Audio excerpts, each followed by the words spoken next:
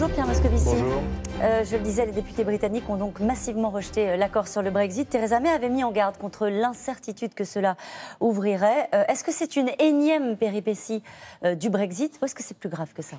C'est un vote, comme vous l'avez dit, massif et même historique. On n'a pas dans les annales de la politique britannique un gouvernement qui a été défait avec une telle ampleur. On peut le regretter parce que la Commission européenne et son négociateur Michel Barnier avaient négocié un accord dont nous considérions, quand je dis nous, pas seulement la Commission, les 27 États membres de l'Union européenne, qu'il était le meilleur possible. Les Britanniques ont dit très clairement, très nettement, ce qu'ils ne voulaient pas. Maintenant, il faut qu'ils disent ce qu'ils veulent.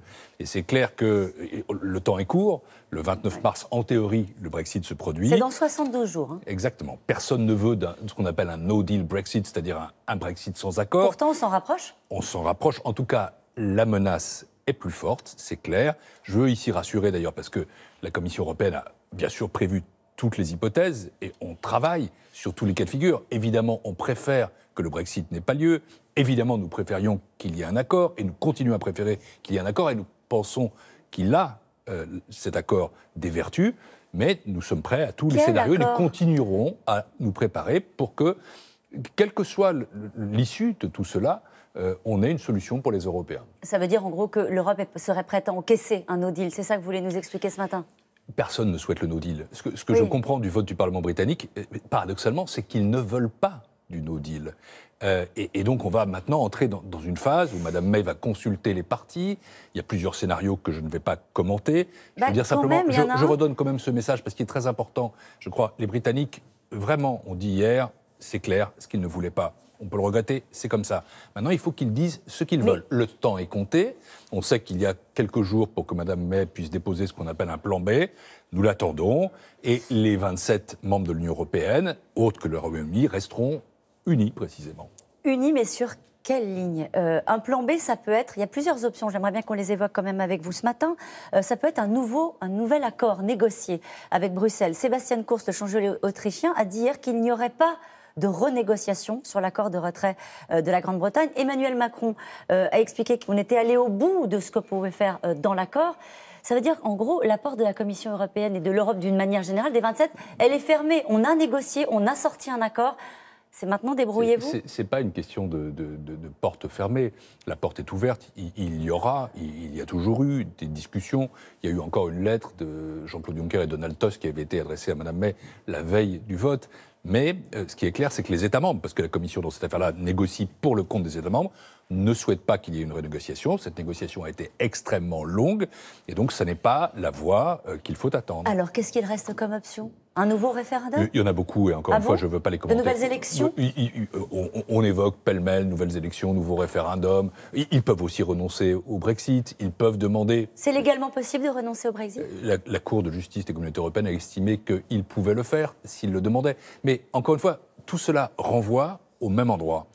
Les choses, maintenant, ne se déroulent pas à Bruxelles. Elles se déroulent à Londres. C'est leur affaire, c'est ça que vous dites ce matin. Non, ce n'est pas leur affaire. Il faut qu'ils clarifient leur position et leurs désirs.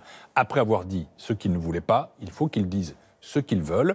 Et je pense que finalement, cet exercice, ce vote, peut avoir cette vertu clarificatrice de dire où on veut aller. Maintenant, il y a eu une expression très claire, très forte du Parlement, qui n'est d'ailleurs pas quelque chose qui signifie que Mme May va tomber maintenant. Il y aura vous ne le souhaitez pas ? On n'a pas à s'en mêler. Ce n'est pas du tout à nous de dire qui doit diriger la Grande-Bretagne. Il y a un vote de défiance qui est organisé ce soir. Le pronostic est que Mme May va rester Première ministre. Il faut ensuite, et dans les quelques jours qui viennent, qu'on voit davantage comment se clarifie la donne. C'est l'échec de qui, ce qui est en train de se passer, Pierre Moscovici ? C'est avant tout la conséquence d'un vote sur le Brexit qui s'est déroulé dans des conditions qui étaient des conditions d'information, pour le coup de débat, qui n'ont pas été éclairantes pour les Britanniques et qui a divisé le pays. Et au fond, c'est ça la grande leçon, c'est que le Brexit, c'est le Brexit, rester, c'est le rester. On cherche une voie qui est une voie intermédiaire, elle est très difficile à définir. C'est pour ça que depuis le début, c'est quand même une question de politique britannique. Et maintenant, au fond, on est à l'heure de vérité. C'est à l'heure de vérité. Ça fait plusieurs fois qu'on dit que c'est l'heure de vérité pour les Britanniques, mais peut-être plus aujourd'hui. Là, nous y sommes 72 jours. Vous avez dit très exactement le temps qui restait, le temps est compté. Qui a le plus à perdre de cette situation ? d'un no deal? Les Britanniques? Évidemment, les Britanniques, d'abord. Sur le plan économique, toutes les études le montrent, mais ça n'est bon pour personne, ça n'est pas bon pour l'Union européenne, ça n'est pas bon pour l'économie mondiale. Donc, c'est la raison pour laquelle, aujourd'hui, paradoxalement, je ne suis pas pessimiste, tout le monde voit que le no deal n'est pas souhaité. Maintenant, il faut dire ce qu'on souhaite. En fait, en vous écoutant attentivement ce matin, je me dis que la seule option que vous dégagez, c'est au fond un retour en arrière sur le Brexit. Ce n'est pas à nous de l'imposer. Mais ce qui est clair, c'est que l'Union européenne, depuis le premier jour, a respecté le vote des Britanniques, a joué le jeu de la négociation, avec aussi ses propres intérêts, ses propres principes, a toujours regretté ce vote.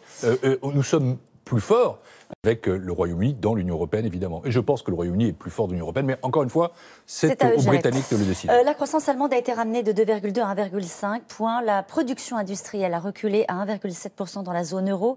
Est-ce que ce sont déjà là les conséquences du Brexit, les conséquences économiques du Brexit, ou est-ce que c'est la politique commerciale, on va dire, agressive des États-Unis qui a des conséquences?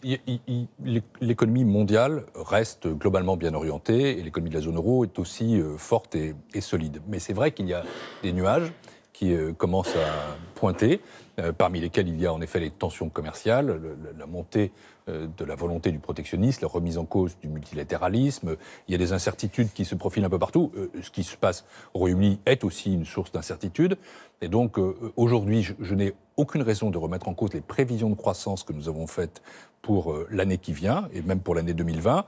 Mais il va falloir surveiller tout ça, bien sûr, et être prêt à s'adapter le cas échéant. Mais quand l'Allemagne est touchée, on s'inquiète. Parce que l'Allemagne, c'est le moteur économique de l'Europe. Il y a aussi des causes qui sont spécifiquement allemandes, bien sûr. Il y a le fait que l'Allemagne a connu une période extraordinairement longue de prospérité et toujours de stabilité, avec des excédents budgétaires qui sont très forts. Il va y avoir aussi des débats de politique économique en Allemagne. Si j'ai bien compris, ils ont commencé entre Peter Altmaier, le ministre de l'économie, et Olaf Scholz, mais c'est un trou d'air, ce qu'on est en train de vivre, ou c'est plus compliqué que ça? Franchement, je veux éviter les fameuses phrases, comme on dit, les fameuses dernières phrases. Je continue de penser que la croissance économique de la zone euro est solide, mais on va observer tout ça. Vous avez proposé de mettre fin à la règle d'unanimité qui prévaut sur les dispositions fiscales en Europe à quelques mois de la fin de votre mandat. Pourquoi? Vous vous êtes rendu compte au fil de votre mandat que c'était une règle qui empêchait de répondre d'une certaine manière à la colère des peuples, parfois, sur l'injustice fiscale qu'on est en train de vivre également en France. Vous savez, en 4 ans, j'ai fait voter 14 directives de lutte contre la fraude et l'évasion fiscale. C'est plus que dans les 20 années précédentes. Mais je suis aussi conscient, et ça c'est la pression des scandales, nos concitoyens ne supportent plus que les multinationales ne payent pas d'impôts là où payent leurs impôts comme de bons citoyens. Et l'Europe n'arrive pas à se mettre d'accord sur ce sujet. Si, là-dessus nous avons beaucoup progressé. Mais il y a toute une série d'autres sujets, la taxation de l'énergie, le changement climatique, la taxe sur le numérique et la TVA, sur lesquels nous ne sommes pas parvenus à être d'accord. Pourquoi? Parce qu'il suffit qu'un seul bloc pour qu'on ne prenne pas de décision. Ça n'est pas démocratique, ça n'est pas efficace. Et si on veut en effet qu'on soit capable d'avoir une Europe plus unie dans le monde, plus forte, il faut passer au vote à la majorité qualifiée, ce qui est la règle de la démocratie. Voilà la raison pour laquelle j'ai proposé cela, et je me battrai pour ça jusqu'à la fin de mon mandat, parce que j'ai la conviction qu'en effet, la justice fiscale, la transparence, la démocratie sont de bons principes pour l'Europe. C'est comme ça qu'on aime l'Europe. Et vous en parlez avant les élections européennes, dont certains redoutent une vague populiste. Il y aura une montée des populistes, mais je veux dire ici que je ne crois pas qu'ils l'emporteront. Il faudra d'autant plus que les pro-européens soient très offensifs, très puissants, et qu'ils aient vraiment des convictions fortes et se battre pour le vote à la majorité qualifiée dans la fiscalité, se battre pour que les multinationales payent leur juste part d'impôt, se battre pour que les multinationales du net soient taxées. Ça, c'est mon combat. Merci beaucoup Pierre Moscovici, c'est à vous Laurent.